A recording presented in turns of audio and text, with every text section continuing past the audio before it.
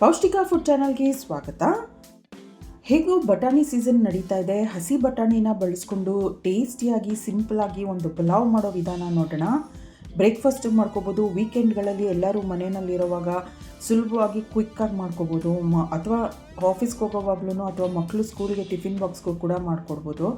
ತುಂಬಾ ಸಿಂಪಲ್ಲು.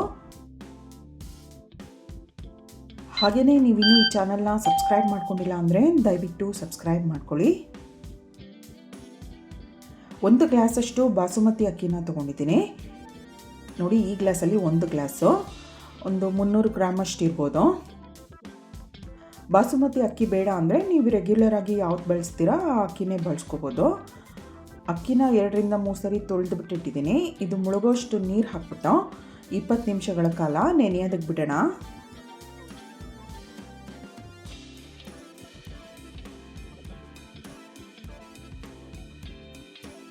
ಇಪ್ಪತ್ತು ನಿಮಿಷದ ನಂತರ ಕುಕ್ಕರ್ಗೆ 2ರಿಂದ 3 ಟೇಬಲ್ ಸ್ಪೂನಷ್ಟು ತುಪ್ಪನ ಸೇರಿಸ್ತಾ ಇದ್ದೀನಿ. ಜೊತೆಗೆ ಎಣ್ಣೆ ಕೂಡ ಹಾಕ್ತಾ ಇದ್ದೀನಿ, 2 ಸಣ್ಣ ಸೌಟಷ್ಟು. ಇದು ಬಿಸಿಯಾದ ನಂತರ 2 ಪಲಾವ್ ಎಲೆ ಸೇರಿಸ್ತಾ ಇದ್ದೀನಿ. ಜೊತೆಗೆ ಸ್ಪೈಸಸ್ನ ಕೂಡ ಸೇರಿಸ್ತಾ ಇದ್ದೀನಿ. 2 ಚಕ್ಕೆ, ಲವಂಗ, ಸ್ಟಾರ್ ಅನೀಸ್, ಕಲ್ಲು ಹೂವು, ಸ್ವಲ್ಪ ಕಸೂರಿ ಮೆಥಿ, ಮರಾಠ ಮೊಗ್ಗು ಕೂಡ ಸೇರಿಸಿದ್ದೀನಿ. ಸ್ವಲ್ಪ ಜಾಪತ್ರೆ ಕೂಡ ಹಾಕಿದ್ದೀನಿ.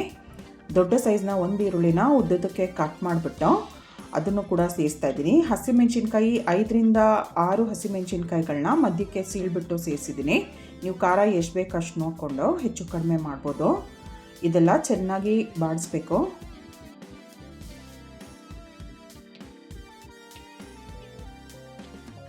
ಒಂದು ಸ್ವಲ್ಪ ಗೋಡಂಬಿ ಕೂಡ ಸೇರಿಸ್ತಾ ಇದ್ದೀನಿ, ಆಪ್ಷನಲ್ಲು, ನಿಮಗೆ ಬೇಡ ಅಂದರೆ ಸ್ಕಿಪ್ ಮಾಡ್ಬೋದು.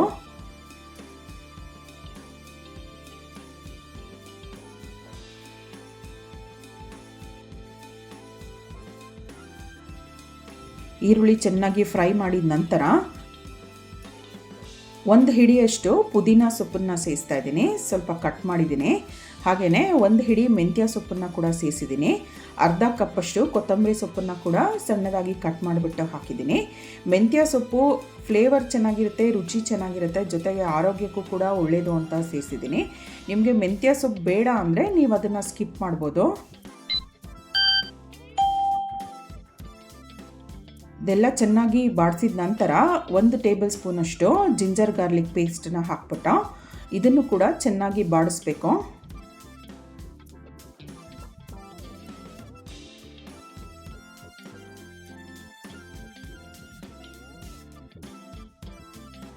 ಒಂದು ಕಪ್ಪಷ್ಟು ಹಸಿ ಬಟಾಣಿ ತೊಗೊಂಡಿದ್ದೀನಿ. ಇದನ್ನು ಸೇರಿಸ್ಬಿಟ್ಟು 1 ಕಪ್ಪಷ್ಟು ಆಲೂಗೆಡ್ಡೆ ಹೋಳುಗಳನ್ನು ನೀರಿನಲ್ಲಿ ಇಟ್ಟಿದ್ದೀನಿ. ಇದನ್ನು ಸೇರಿಸ್ತಾ ಇದ್ದೀನಿ.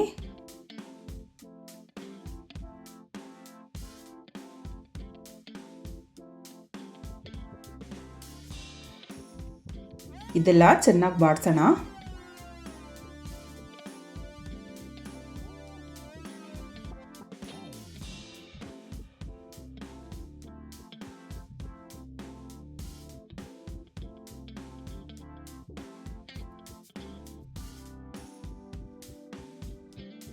ಕಾಲು ಟೀ ಸ್ಪೂನ್ ಗರಂ ಮಸಾಲ ಸೇರಿಸ್ತಾ ಇದ್ದೀನಿ.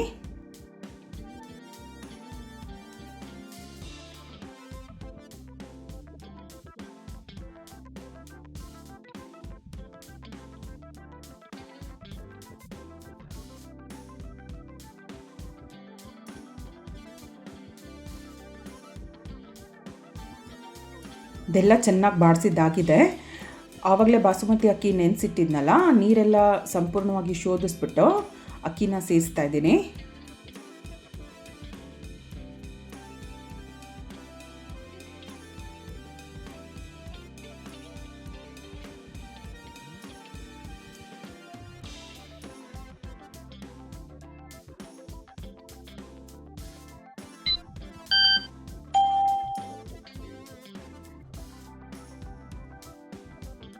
ಒಂದು ಗ್ಲಾಸಷ್ಟು ತೆಂಗಿನ ಹಾಲನ್ನು ಸೇರಿಸ್ತಾ ಇದ್ದೀನಿ. ಯಾವ ಗ್ಲಾಸಲ್ಲಿ ಅಕ್ಕಿ ತೊಗೊಂಡಿದ್ನಲ್ಲ ಅದೇ ಗ್ಲಾಸಲ್ಲಿ 1 ಗ್ಲಾಸಷ್ಟು ತೆಂಗಿನ ಹಾಲನ್ನು ಸೇರಿಸ್ತಾ ಇದ್ದೀನಿ. ಅರ್ಧ ಗ್ಲಾಸಷ್ಟು ನೀರು ಹಾಕ್ತಾ ಇದ್ದೀನಿ.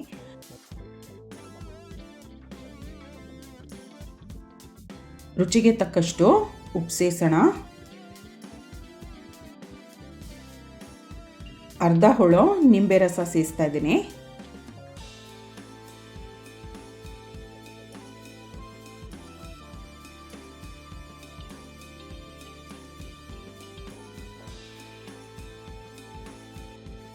ಇದೆಲ್ಲ ಒಂದ್ಸರಿ ಮಿಕ್ಸ್ ಮಾಡಿಬಿಟ್ಟು ಲಿಡ್ ಕ್ಲೋಸ್ ಮಾಡಿ ಜಸ್ಟ್ 1 ವಿಷಲ್ ಆಗೋಷ್ಟು ಕುಕ್ ಮಾಡಿದ್ರೆ ಸಾಕು.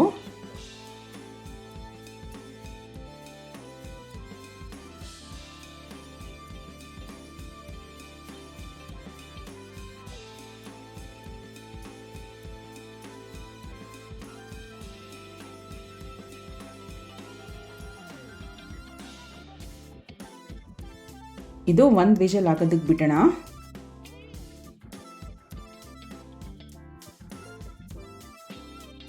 ಒಂದು ವಿಷಲ್ ಆಗಿ ಪ್ರೆಷರ್ ರಿಲೀಸ್ ಆಗಿದೆ.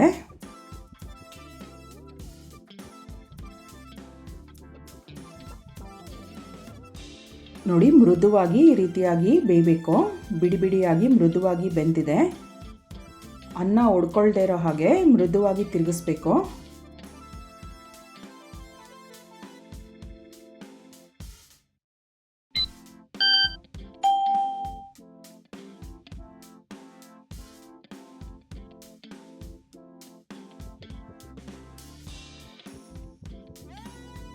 ಈ ಪಲಾವ್ನ ಚಟ್ನಿ ಅಥವಾ ರಾಯ್ತಾ ಜೊತೆಗೆ ಸರ್ವ್ ಮಾಡಿದ್ರೆ ತುಂಬ ರುಚಿಯಾಗಿರುತ್ತೆ.